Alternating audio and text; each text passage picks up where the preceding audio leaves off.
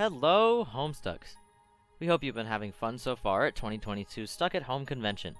I'm Ender. And I'm Wendy. And today we'll be telling you all about the Homestuck OST. The Homestuck OST has always been an underappreciated part of this fandom and franchise, and we aim to change that with this panel. But first, let's talk about what we're going to be exploring with you all today. To start, we'll be talking about how soundtracks in indie projects like video games and webcomics, and even in big-budget franchises, are highly underappreciated. Then I'll be breaking down 4 Homestuck songs in an 8-bit music theory style, explaining what makes these tracks so cool. But don't worry, it'll all be easy to understand, and it'll be fun to think about next time you listen to Homestuck music. After that, we'll be highlighting some of our favorite fan projects and albums to expand your knowledge of the world of Homestuck. Ready? Here we go!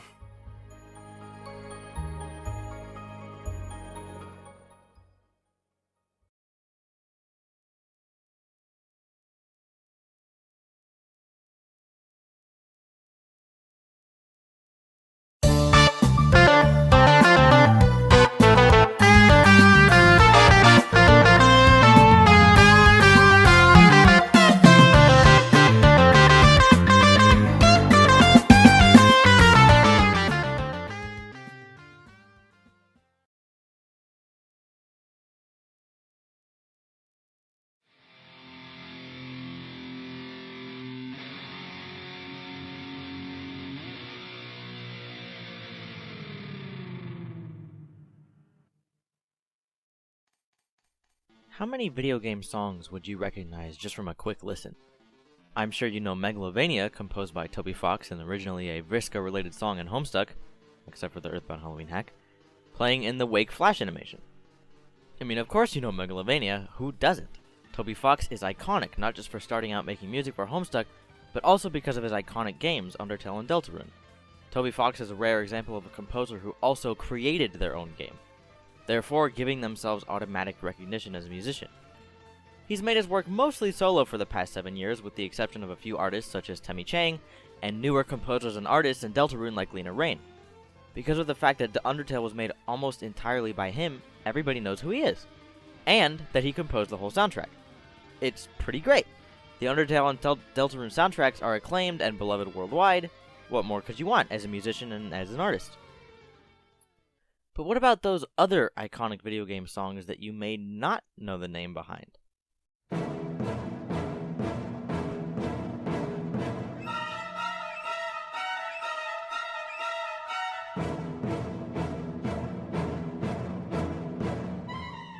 Everyone knows Sephiroth from Final Fantasy VII, but do you really know who has composed most of the music for the Final Fantasy franchise for the past 35 years?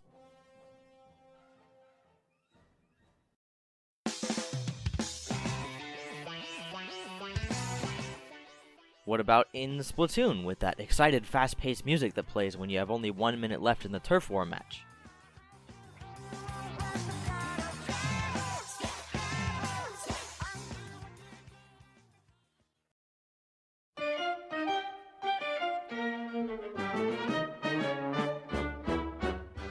Even in artistically impressive games like Cuphead, with the jazzy background music of each boss and even just walking around Inkwell Isle,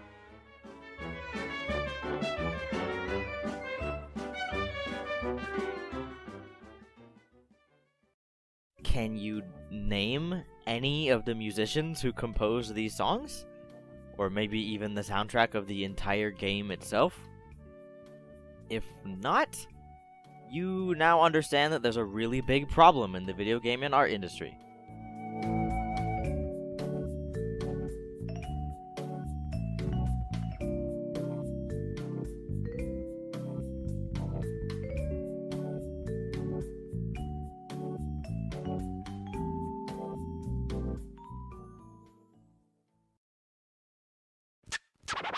Let's get scratching. Even when musicians are recognized and popular on the internet, sometimes it's for all the wrong reasons. If you spend any time on Twitter, you may know of a man by the name of Hideki Naganuma, and know his continuous shitpost attitudes lead to some really interesting tweets. Even though it states right in his bio, most people have no idea that he's composed the soundtrack for Jet Set Radio, or that he's currently composing the soundtrack for Bomb Rush Cyberfunk, a Jet Set Radio-inspired game. Let's compare the stats of his pinned tweet, a track for Bomb Rush Cyberfunk, to some of his other tweets.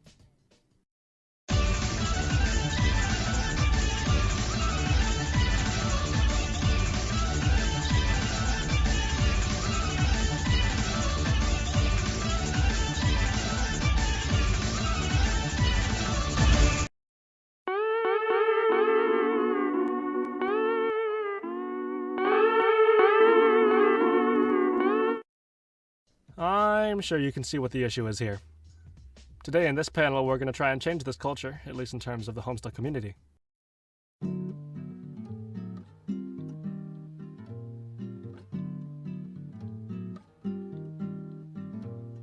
You'll hear all about the soundtrack, like familiar songs that you've heard in the webcomic, and even more obscure songs that you might have not heard of.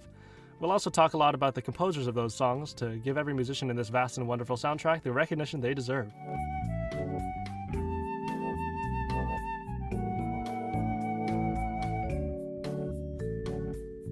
Andrew Hussey may have written and drawn the whole thing, but the unknown music of Homestuck is worthy of 8,000 pages all by itself.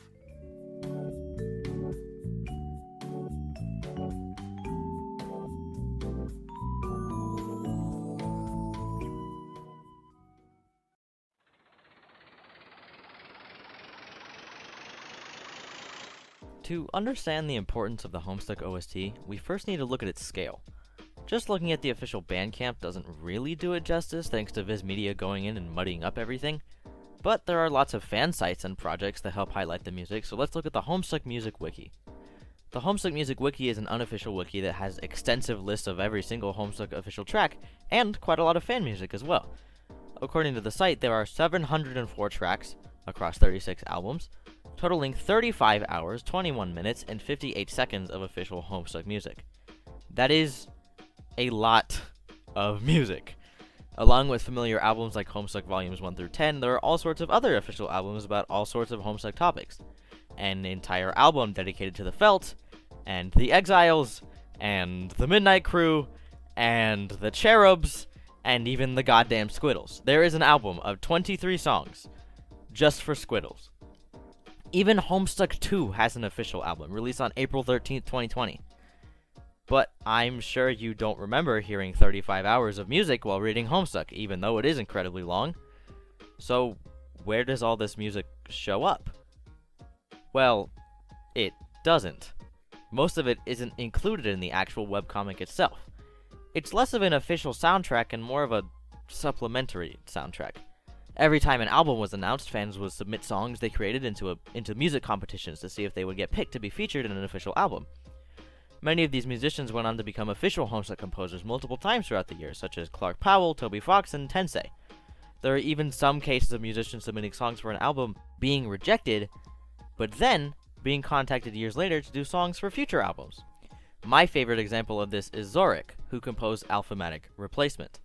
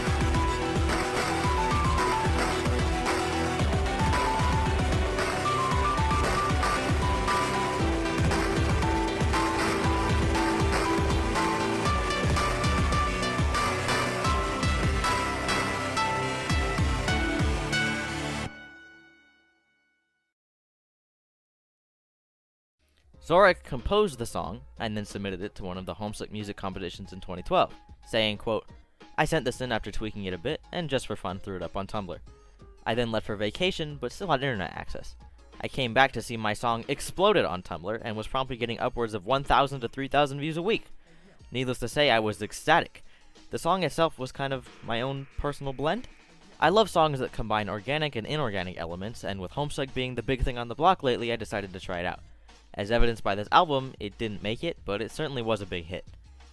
Ultimately, the song wasn't chosen to be included in any official Homestuck albums, at least not for another 8 years. Zurich, like many other Homestuck musicians, was approached to be part of the Homestuck 2 music team, and their song on the album, Split Reality, is definitely a musical love letter to Alphabetic Replacement.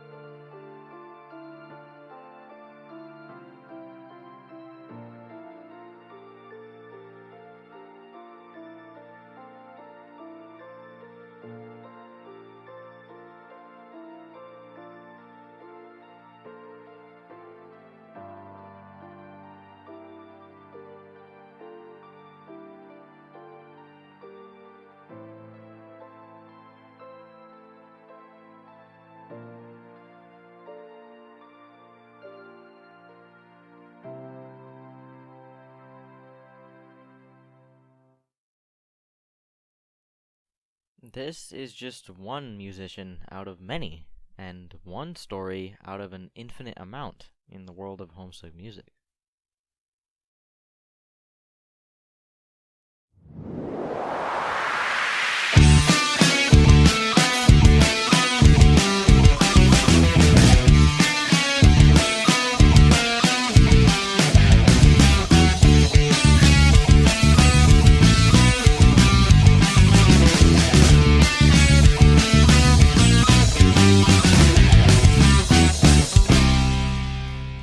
Cyan Beast is by one of the many composers for Homestuck, David Ellis. In this piece in particular, he stated at some point that he wanted the song to be up-tempo from a chorus he ripped from one of his other pieces. I don't believe we have any information about the original song, but his rewriting in Cyan Beast features some of this absolutely off-kilter usage of time signature that just feels so fucking bonkers yonkers. Let's slow down though, since I get ahead of myself sometimes. We have this concept called note durations, which are just how many beats a note gets. This is usually in reference to the conductor, which, for the sake of modern music, it's a little archaic. Anyway, we get whole notes, half, quarter, eighths, and so on.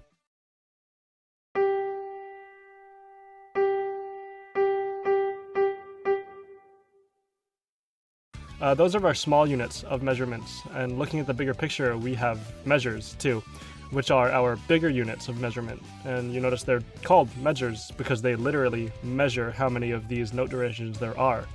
And then even bigger, there's the time signature. The time signature tells us how many of each note duration are in a measure. Everything connects in a Mobius triple Homestuck reference. For example, we might have the most common type signature of all history, 4/4. These numbers simply tell us that there are 4 quarters. The top number always references the quantity, and the bottom always references the quality. How many of what kinds, essentially. Most of the songs you'll ever hear, ever, are going to be in 3/4 or 4/4. They're just the most common and easiest for musicians to parse. David Ellis, however, is really smart for the method of parsing he uses to approach his piece Cyan Beast. He uses 2 examples of parsing. The first one I'd like to talk about is his use of an odd time signature. An odd time signature doesn't mean it's a numerically odd time signature, but it's literally odd because it isn't normal.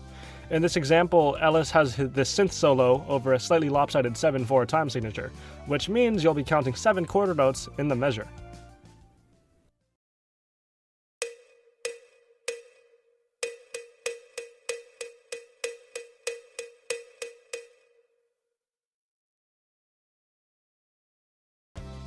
We'll break this down into really small bits since musicians like myself can't count past 4. We can cut this into a concept we call long and shorts, which breaks our music into bits of 2s and 3s. Ellis here cuts his measure into 3 chunks of short, then long. When I say long or short, I'm talking about reparsing a time signature to look like this. It lets us do a really good job getting into the groove without getting too confused. Try and bob your head to this the same way that we parse it long and short.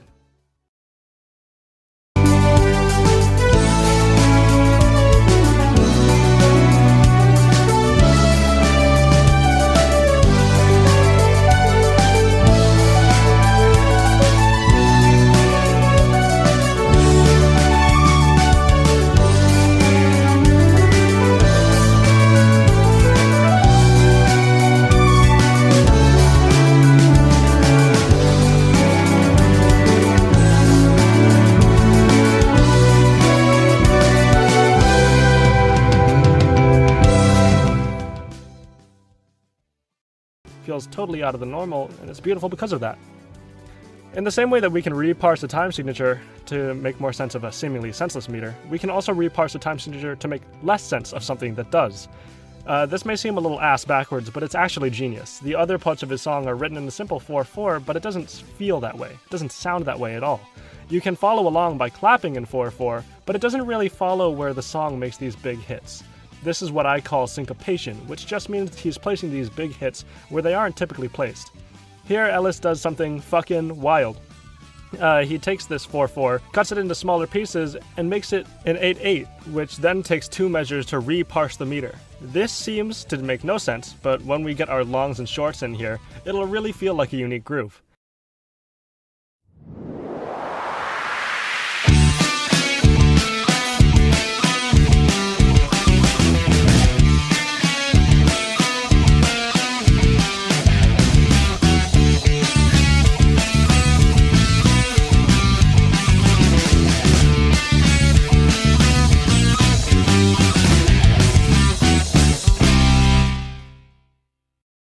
Here he parses the main riff into long, long, long, short, which feels super strange, but let yourself fall into the groove with the method and you can get your grippers on there. Ellis, even in a roundabout way, achieves his goal of making his piece feel up-tempo because the busyness of the meters make a lot of energy.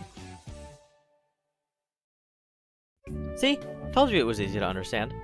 Cyan Beast is from the official Homestuck album Colors in Mayhem Universe B.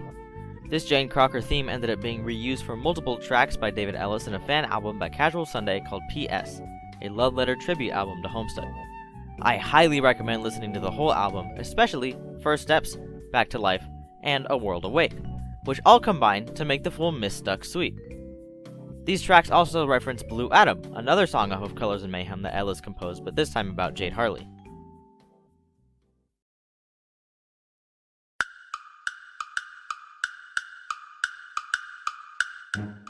Ellis, though, isn't the only example of a genius of odd meter. Eric Scheel, one of the other musicians of Homestuck, wrote a piece called The Broken Clock for the Felt album. In this piece, everything takes place in a mind-boggling 13/8, but depending on how funny you are, you could argue for a 13/4, which is absolutely hilarious. It's the Homestuck numbers in a different order. Here, like in Cyan Beast time signatures, we can cut it up into easier digest beats. Let's take a listen, and I'll give you a sec to figure it out.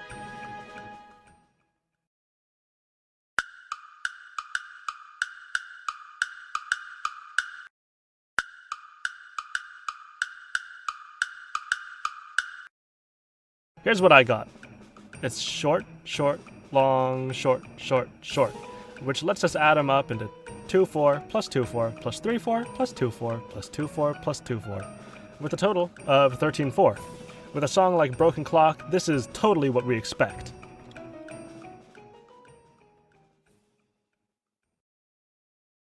Eric Scheel has composed a lot for Homestuck over the years, including the Broken Clock and Temporal Piano for the Felt album. He also composed 1 Year Older, helped James Denver with Suburb, and also composed a ton of tracks here and there for many official albums. He even did some stuff for fan albums too. We'll talk more about this guy later, so keep him in mind.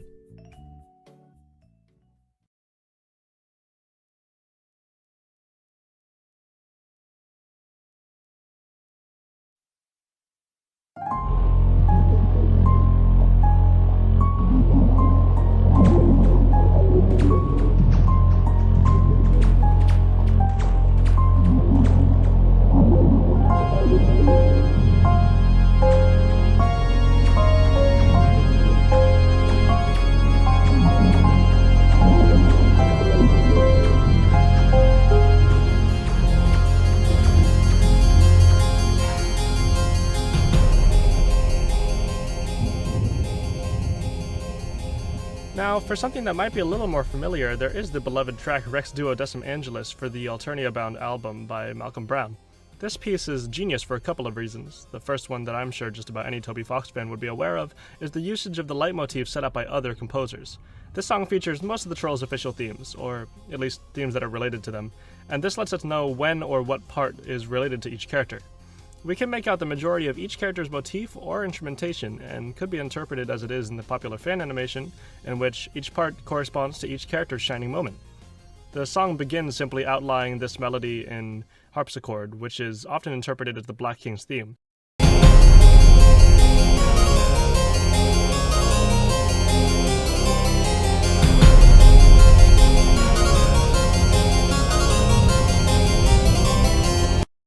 Followed in order of Carcat's theme, Incrustation by Toby Fox.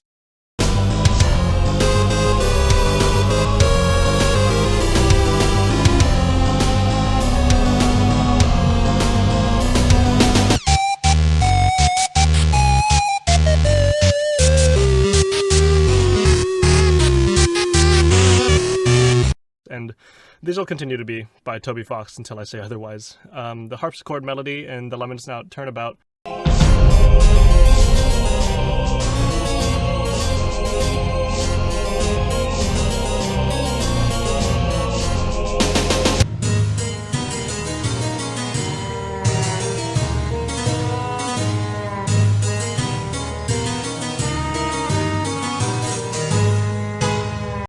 Desperado Rocket Chairs.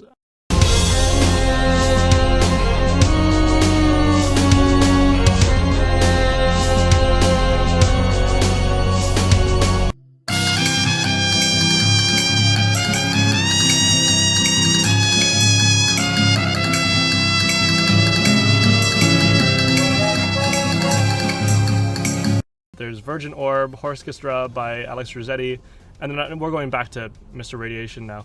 Walls Covered in Blood, Keepers, The Last Frontier, Psycho Ruins, and Spider's Claw. I mean, we knew all this already. What made this song so cool in the first place was that it played in with all of these motifs. It was always really captivating to see all of it brought together, but what really mattered was the way that these motifs are used to tell the story of how the fight went. You can actually hear who succeeded and who failed just by listening to this track. You can hear that Tavros' endeavor in his part of the song failed. I mean, this checks out considering who Tavros is and how he's written. These themes also combine in ways that tell us who worked together, who got in each other's way, and who did things entirely on their own. It isn't just chord progressions and melodies that happen to be related to that character, but it's a form of storytelling that succeeds in its purpose of describing how the fight went. We can tell that, as expected, Nepeta and Equius worked together. In fact, a solid handful of characters at least worked in unison. We can assume groups may have been formed, even voluntarily or not, based off the way that the song is structured. There are sections of troll after troll, cutting away to the Black King sections.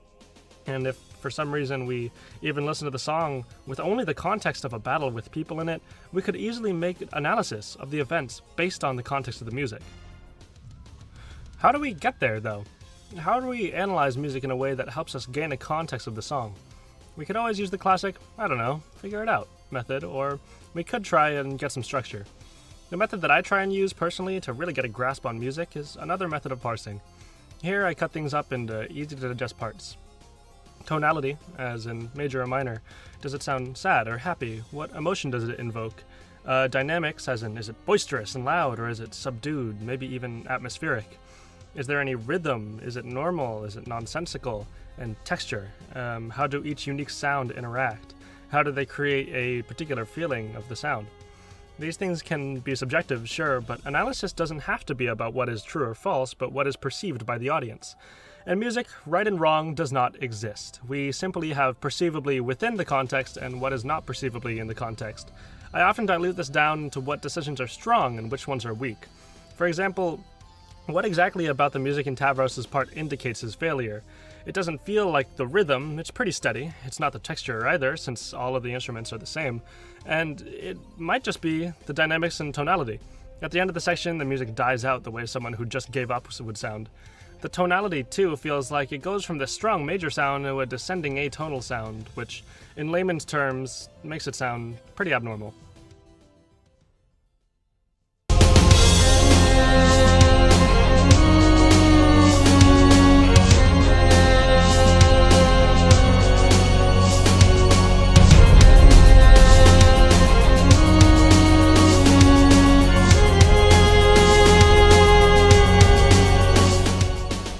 It's this method that you can use throughout the song to get a read on who does what.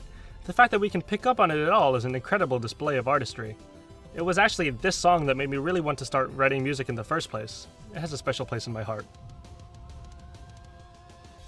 The fan-made Flash for Rex Duodecim Angelus is probably one of the most beloved pieces of fan-made Homestuck content of all time.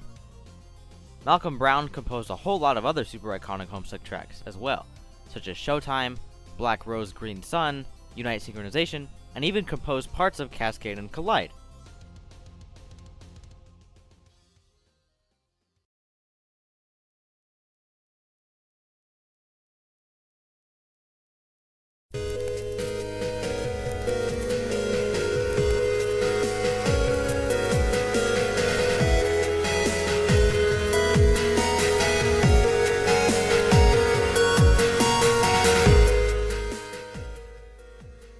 Doctor was initially used in one of those game-style flashes in which June first explores her land. The song's initial usage in the flash sparked a myriad of remixes, spanning across the entire comic. This song, remixed 28 times in the official Homestuck soundtrack and countless more times by various musicians in the Homestuck fandom, is absolutely iconic. It all starts with this chord progression. I won't talk about the chord theory unless for some reason people really want me to talk about that, in which case I'll try my best to in the comments of this video, as in my opinion, it's not the chord that matters, but the rhythm that is the most recognizable about this piece. It's really simple. Unlike some of the masterpieces we've reviewed already today, it's only in 4/4, but the mild syncopation gives us a lot to hang on to as a characteristic, making this rhythm just perfect to be detected without most variations of the chord progression.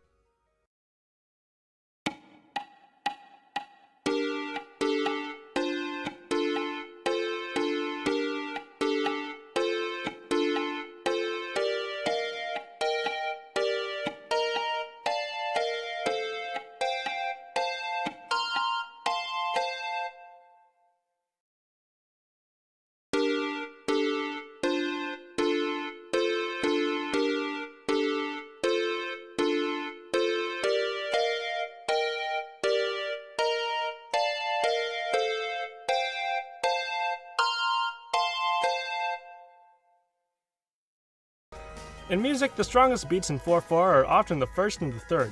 You can hear this in countless other pieces, but in this one she gives seemingly random beats the strongest hold.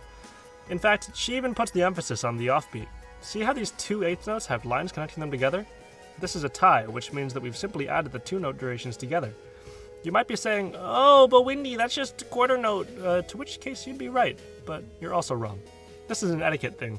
When we write sheet music, this lets the person playing the music know, hey, this doesn't start on the on-beat, it starts on the off-beat. It's just easier for us to get a grasp on. And here's why. Musicians do this thing called subdividing to get a good internal rhythm going. Instead of thinking 1, 2, 3, 4, we cut it up into easier to maintain parts, which is to say we divide these 4 beats into 16ths. To get a nice mental rhythm, we can say 1e and a 2e and a 3e and a 4e and a... This way it's like we have an internal metronome in our head letting us know where everything is. Back to the etiquette thing I was talking about, this method of counting is the way that almost all musicians keep their internal metronomes. So by writing the music this way, specifically it helps us know that this is on the and of 2. This is also syncopation, as we've described earlier. It's not hard to get a hold of the structure, but it's unique enough to hold your attention even when it's just a remix. This song, I'll admit, is really simple, but complexity makes for something difficult to remix. In this case, this song is just like any old chord progression, but with a little pinch of rhythmic spice that makes this song perfect to remix. It's instantly recognizable, each measure having something of a little offbeat, creating this floaty feeling as we feel disconnected slightly from our time signature, which is perfect for the tone of this piece.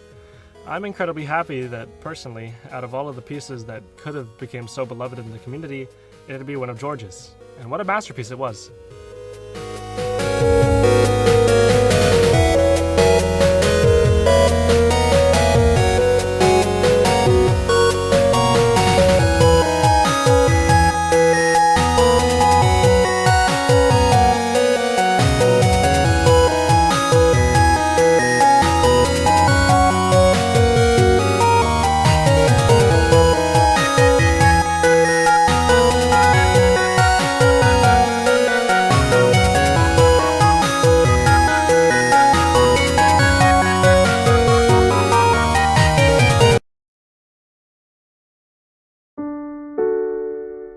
You can't talk about the Homestuck OST without talking about Doctor.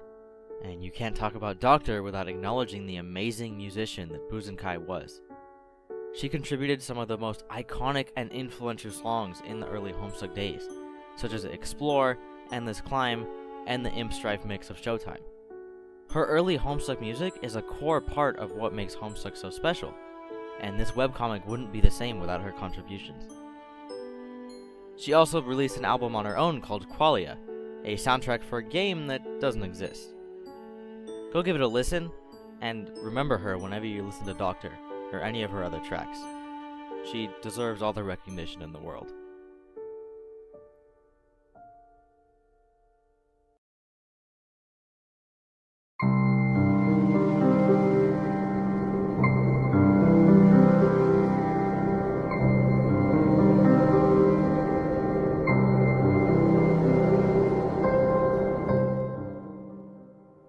Let's dive into some more general Homestuck music discussion now that we're all done ripping apart some cool songs. I mentioned Viz Media muddying up the Homestuck Bandcamp earlier, but that's definitely an understatement. When Viz Media acquired the Homestuck IP in late 2017, they promptly got to work on changing a whole lot of the official websites, such as turning MS Paint Adventures into Homestuck.com, and also completely destroying the official Bandcamp. I know destroying is a strong word, but here, let me show you. On the Homestuck Music Wiki, there are the 36 official albums we talked about earlier, right? Here they are. On the Bandcamp page, there are 12. But Ender, you say, they were combined together. And you'd be partly right. You can see that some albums were merged together with others. 1 through 4 with Midnight Crew, 5 with 6 and The Felt, Alternia with Alternia Bound, 7 with 8 and Cherubim, you get the picture. Only the most recent 3, Friendsim, Beyond Canon, and High Swap Act 2, haven't been touched because they were released after Viz Media changed things. But if you look closely, you'll notice that some album names are missing.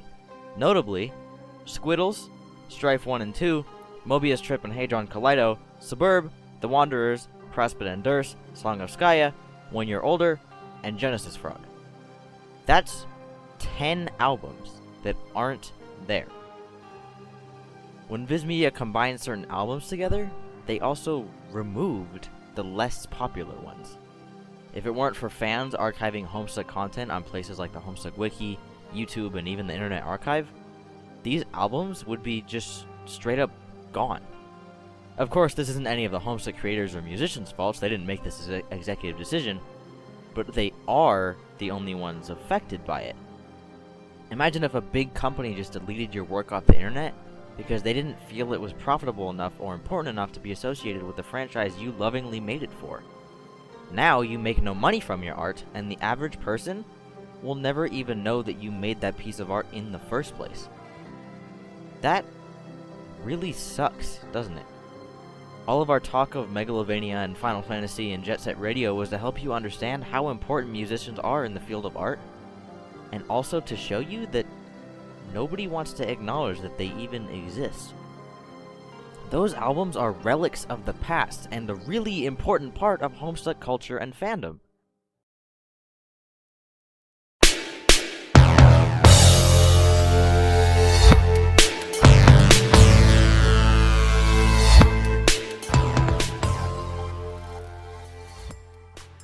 Mobius Trip and Hadron Collido, which is my personal favorite Homestuck album ever, is the only official Homestuck album with mostly lyrical songs.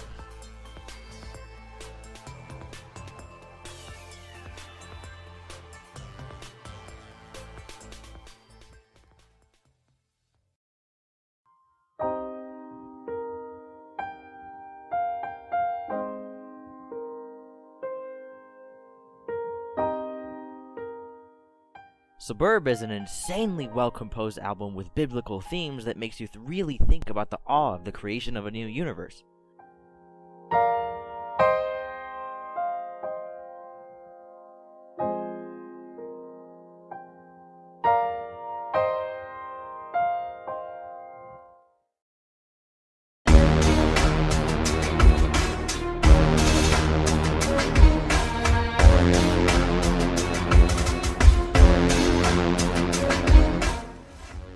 Prospect and Durst is shorter, but holds 2 super iconic songs, Prospect Dreamers and Durst Dreamers.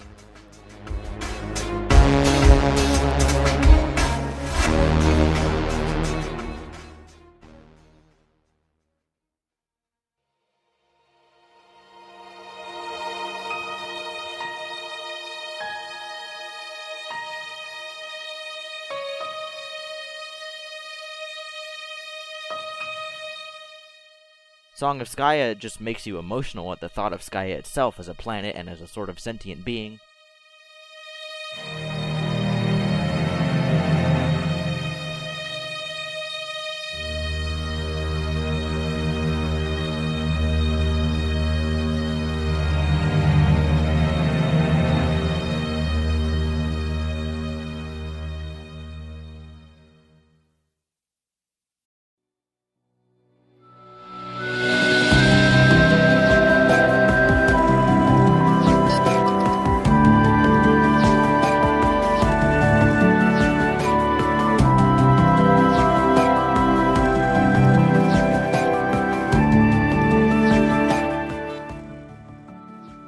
When Your Older's final song is Mother, one of the most conclusive and sad songs in the whole franchise.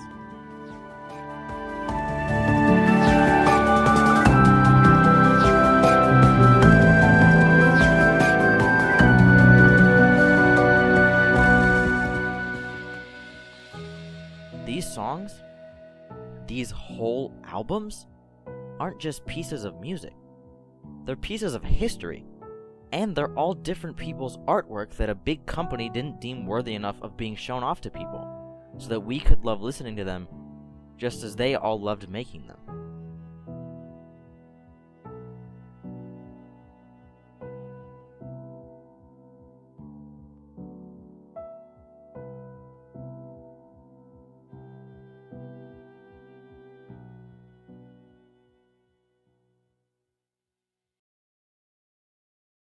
Oh boy, I totally forgot. These albums may have been removed, but at least they were part of the official music in the first place. I haven't even told you about the absolutely fucking bonkers, yonkers, insane amount of unreleased Homestuck music that never even got put into official albums at all. This part of the wiki isn't 100% finished yet, so let's look at Alternative Wheatley's video compilation of, oh my god, almost 8 hours? That's right, there's nearly 8 whole hours of unreleased Homestuck music. And there are all sorts of unreleased tracks, some of which you've heard before, and also some hidden gems too.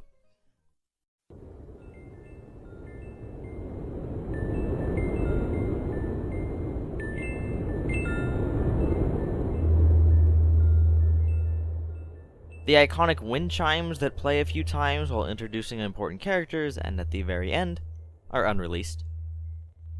The Trickster Mode track you heard earlier and cringed at, that's unreleased too.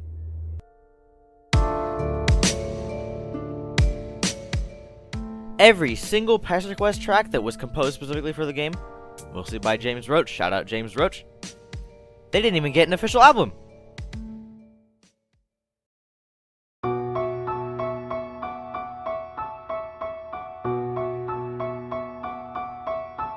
Toby Fox's Penumbra Phantasm wasn't even fully finished, let alone put on an album, and yet every single Homestuck track references it anyway. There's a ton of really cool stuff if you know where to look, or if you happen to have 8 hours to spare. The unreleased tracks get even less love than the normal soundtrack.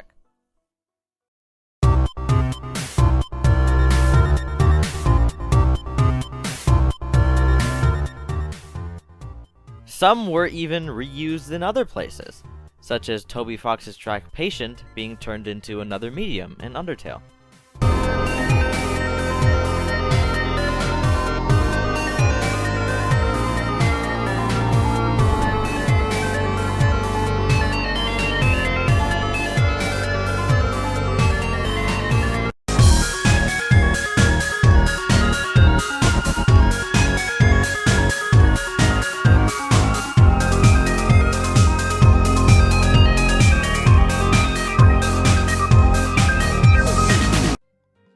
But that's enough talking.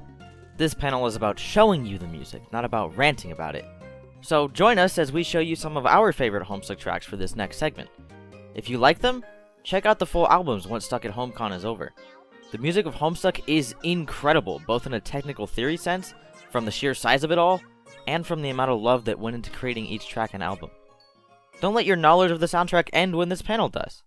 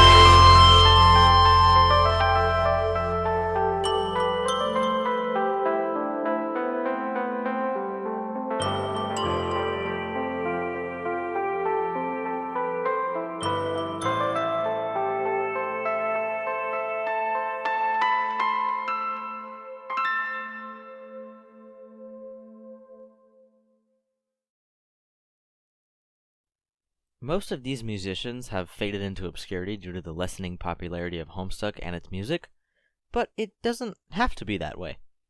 Clark Powell, who composed Symphony Impossible to Play and the Medium album, and a whole lot of other stuff, did the soundtrack for Hussey's Psycholonials in 2021, and currently releases music as After Party Animal. Michael Bowman, who performed Mobius Trip and composed Suburban Jungle, still makes his own music, and has a full album called Ulterior Motives releasing on July 20th. James Roach did music for What Pumpkin until 2021, doing the soundtracks for Friend Sim, Pest Request, and both acts of Hype Swap, and is freelance for now. Mark Hadley, who composed many early iconic songs and the entire Song of Skya album, also made Slender the 8 Pages. He doesn't do a lot of music for other projects nowadays other than his own Game Jam submissions, but that's a connection I didn't expect to happen. Eric Scheel is almost entirely absent off the internet, but updates his Tumblr every once in a while just to see what's up with our favorite webcomic. The wiki has every musician, and I mean every musician, listed in organized categories along with where you can find them elsewhere on the internet. Check them all out, and give them all the attention they deserve, even if Homestuck is over.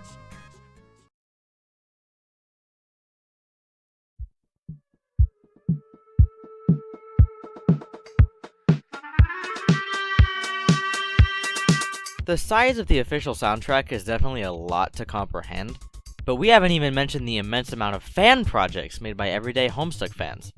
If you've been in the fandom for any amount of time, you've probably heard of Vast Error, one of the largest Homestuck fan adventures, and one that definitely deserves to be acknowledged on its own outside of just being a fan adventure. Vast Error has a soundtrack of 10 full albums, ranging from shitpost rips to heartfelt and emotional piano tracks, to yet another album about Vast Error's iteration of the Midnight Crew. The soundtrack is definitely top tier, and is absolutely worth a listen even if you've never read Vast Error. Some of my personal favorite fan adventure soundtracks include the Homestuck OST, literally every cool and new webcomic album, and the Make Your Own Fan Adventure Suburb game, the Genesis Project, has a pretty cool soundtrack as well. On top of fan adventures, there's also albums made for the Homestuck universe, and a lot of them too. The Homestuck fan musicians are a group of musicians, some old and some new, that have been making Homestuck fan albums since 2012. Their most notable albums are the 5 volumes of Land of Fans and Music, which bring Homestuck fans from all over the internet together to pay tribute to Homestuck in whatever way their musical hearts desire. They also created the Suburb OST, an album of Suburb tracks as if it was a real video game with an actual soundtrack. And then there's Ancestral, a 77-track album entirely dedicated to the troll ancestors, and Before Us, an 82-track album about that one point in time when the ancestors were smaller and also not the ancestors. Some other albums include Christmas Carols, Cosmic Caretakers, Xenoplanetarium, and Weird Puzzle Tunes. They also created Moons of Theseus, a tribute to Mobius Trip and Hadron Collido, and Diverging Delicacies, a Homestuck 2 fan album. Land of Fans and Music 5 came out just last December, so the Homestuck fan musician scene is clearly still alive and well. Other fan musician groups include the Paradox Music Team with their 3 volumes of Stable Time Loops and Paradoxes, Femi C and literally every song that they made, and Tensei's Strife 2. The Homestuck music community can even be seen as its own sub-fandom, just judging by the scale of it and how disconnected it is sometimes from the average Homestuck fan. For example, did you know about Michael Bowman's credit score of 720? If you're in the Homestuck music community, I'm sure that just gave you whiplash.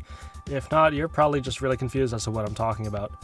Bowman's 10-minute rant on his perfectly average credit score has been remixed to hell and back in Homestuck, and there's even a Bad Apple Vocaloid mix in Cool and New Music Team's Greatest Hits 2, with shitpost lyrics all about our magical number of 720. That's right, I said Bad Apple Vocaloid Homestuck credit score remix. I bet you're asking where you can possibly hear this amazing track. Or even where you can start listening to this immense Homestuck soundtrack at all. If there's so much to listen to, then how do you listen to it all? My favorite place on the internet, of course, Lumi Radio. Lumi Radio is a 24/7 Homestuck radio YouTube stream with just about every single notable Homestuck track ever. Unofficial, official, and fandom-based. I've been an on and off regular for quite a few years now, and casually listening to this radio is the reason that I know so much and am so passionate about Homestuck music in the first place. It's an awesome way to hear your favorite iconic Homestuck tracks and discover new ones. There's even a feature where you can request a track if you just happen to want to hear Game Bro at this very moment.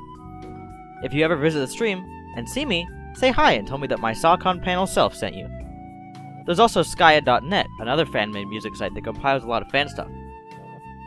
They also have a radio with a chat, and a page with a ton of fan albums so you can download and listen to any of them for free. Check out both of these super cool resources, or spend 3 hours on the Homestuck Music Wiki like I did, and explore the world of Homestuck music for yourself. Spend enough time listening to it, and you may end up like me, making a whole convention panel just to talk about how much I love the Homestuck OST.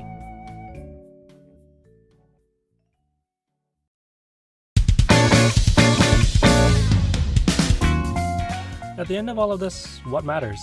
We weren't just here to hear me talk about music or just learn about the history. In fact, for the most part, what we're worried about at the end of the day was recognizing these musicians.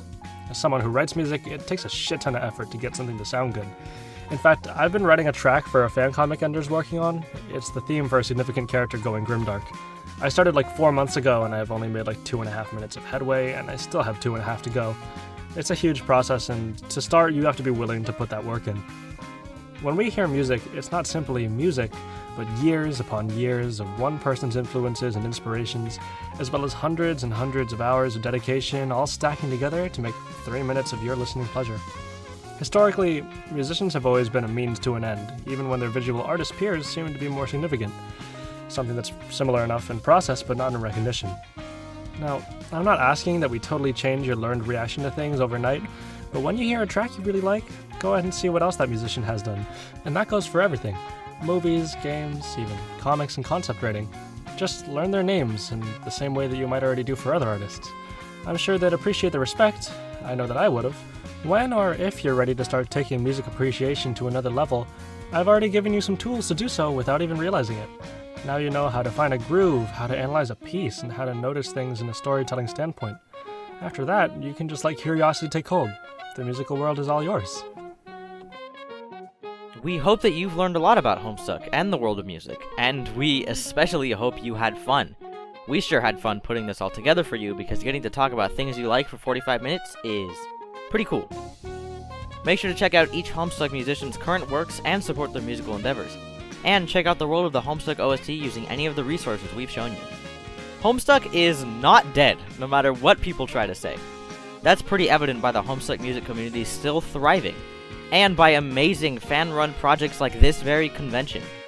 Homestuck is so special because of all this creativity it has bred over the years. From fan adventures, to fan conventions, to the insane amount of music in this community. Don't let the discourse distract you from what Homestuck really stands for. Making cool shit because you want to make cool shit. So go out there and make some cool shit, Homestuck related or not, and make sure to support everyone else who does. Artists support artists, and Homestuck support Homestucks. Whatever you end up making, we'll be creating too, right alongside you. We'll see you there.